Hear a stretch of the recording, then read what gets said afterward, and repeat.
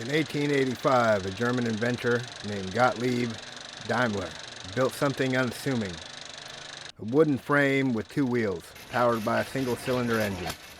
It was called the Reitwagen, the riding car. What Daimler likely didn't realize was that his invention would start a cascade of events, connecting industrial innovation, cultural revolution, and the landscapes of the American Midwest. This is the story of how that machine, born halfway across the world, led to motorcycles roaring through Iowa farmlands. You see, the Reitwagen wasn't just a motorcycle, it was a proof of concept for the internal combustion engine. And that engine would power everything from automobiles to tractors.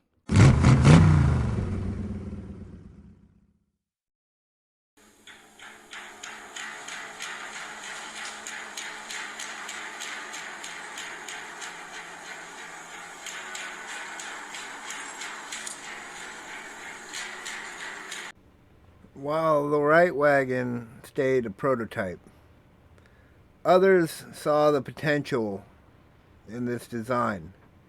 In 1901, Indian Motorcycle Company produced America's first commercially available motorbikes. Just 2 years later, Harley-Davidson emerged. These bikes were smaller, faster, and better, suited for the unpaved roads of rural states like Iowa. And here's where the story gets interesting. Motorcycles didn't just become tools. They became symbols of speed and freedom.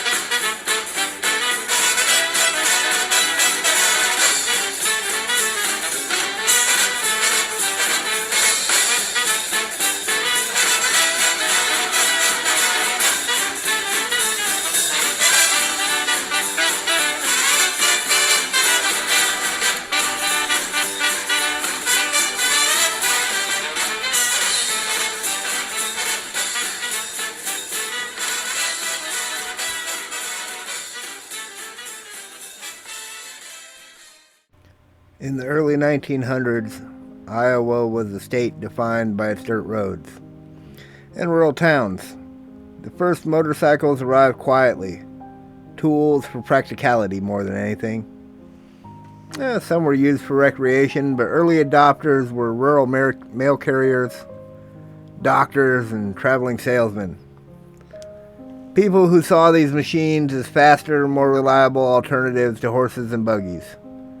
These pioneers didn't just ride, they transformed how rural Iowa connected with the rest of the world. By 1910, Iowa was dotted with little dealerships. In cities like Des Moines, Cedar Rapids, and Dubuque, they weren't just selling machines, they were selling a vision of modernity and mobility, a promise that even the most remote farmstead could be connected to the world beyond.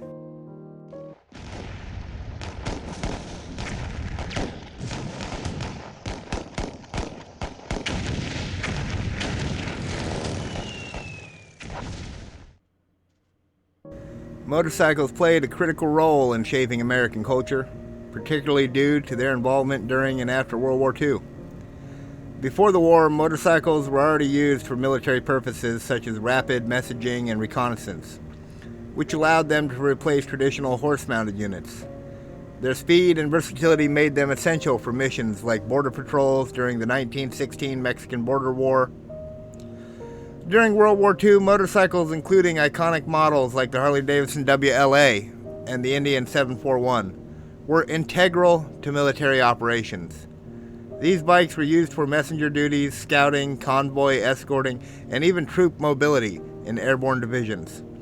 For example, Harley-Davidson produced over 90,000 WLA models, specifically for military use, earning it the nickname the Liberator for its role in the European theater. Its rugged design and reliability left a lasting impression on the soldiers. many of whom brought this admiration home after the war. This period was also marked by a pivotal shift in motorcycle design and innovation. Spurred by wartime advances in engineering, motorcycles became lighter, faster, and more accessible to the public, cementing their role in American life as both practical vehicles and symbols of rebellion and freedom. Those post-war years laid the groundwork for motorcycle racing, chopper culture, and the eventual portrayal of motorcycles in iconic media like The Great Escape.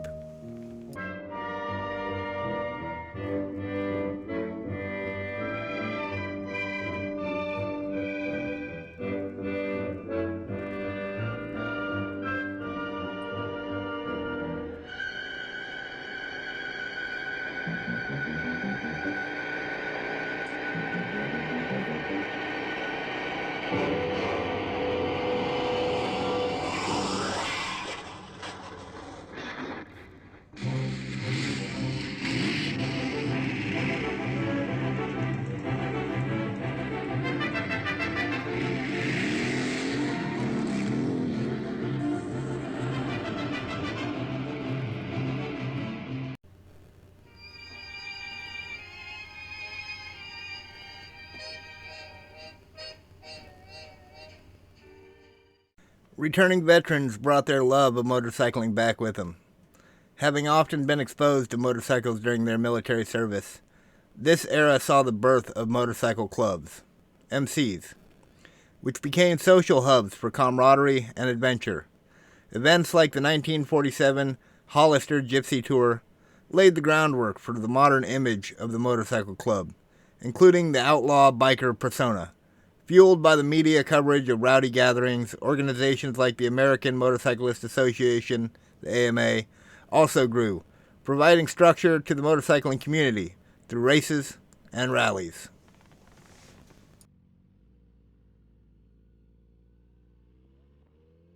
By the 1960s, the chopper culture emerged as riders sought to personalize their motorcycles, stripping them down for speed and style.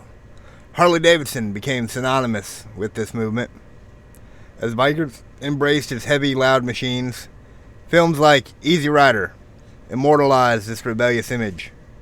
Influencing generations of enthusiasts, the chopper culture symbolized freedom, individuality, and the rejection of societal norms.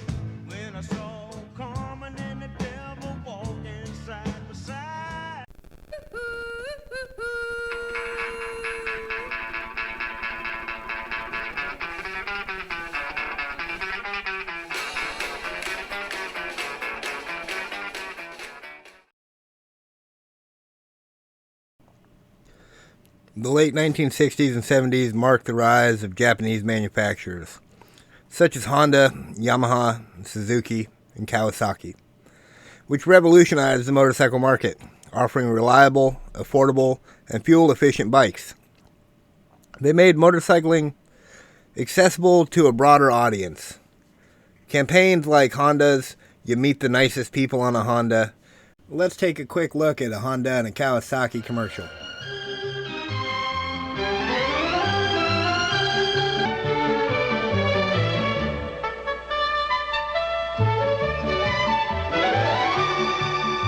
Meet the nicest people on a Honda. Kawasaki lets the good times roll. Kawasaki lets the good times roll. Get aboard, get away, and you're gonna say, let the good times roll.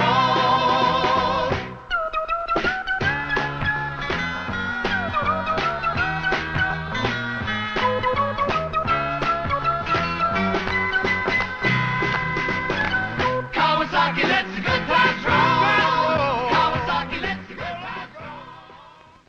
These ad campaigns reposition motorcycles as family-friendly, countering the rebellious biker stereotype. Japanese brands also introduced new categories, such as sport bikes and dual sports. This diversified riding styles and further expanded the culture. Japanese motorcycles not only democratized motorcycling, but also reshaped the industry. Western manufacturers, including Harley-Davidson, had to adapt to the competition. The global market saw a boom in motorcycling as affordable Japanese bikes reached rural areas, back roads, and developing countries. This expansion played a vital role in solidifying motorcycling as a mainstream activity and an integral part of American and global culture. The post-war period through the 1970s established the foundation for modern motorcycling, blending the rugged freedom of early bikers with technological innovation and broader societal inclusion. This transformation enabled motorcycles to become a ubiquitous part of the American landscape, from urban centers to the smallest rural communities.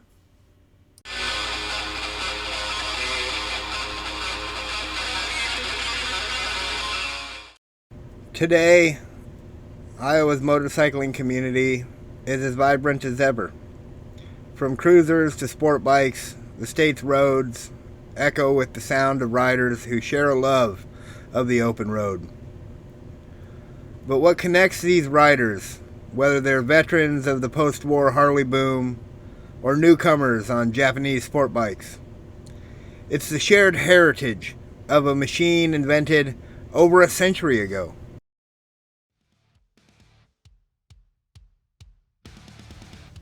The story of motorcycling in Iowa isn't just about the machines. It's about the people, the dreamers and the tinkerers, the rebels who made these machines part of their lives. From the right wagon in 1885 to the highways of Iowa today. This is a story of connections, proving that even the smallest spark of innovation can ignite a movement that transcends time and place. It's been my honor to be your humble narrator through this journey of history and something very close to my heart, the history of motorcycling in Iowa. Thank you for watching. If you really like this content, please consider hitting that like button. Doesn't take but a second for you, but it means a lot to me. If you didn't like my content, let that dislike button know it and hit it twice. If you haven't already, hey, why don't you subscribe? It's free, and I'm always doing interesting projects. Click that bell to stay notified. And remember, if you can, just ride.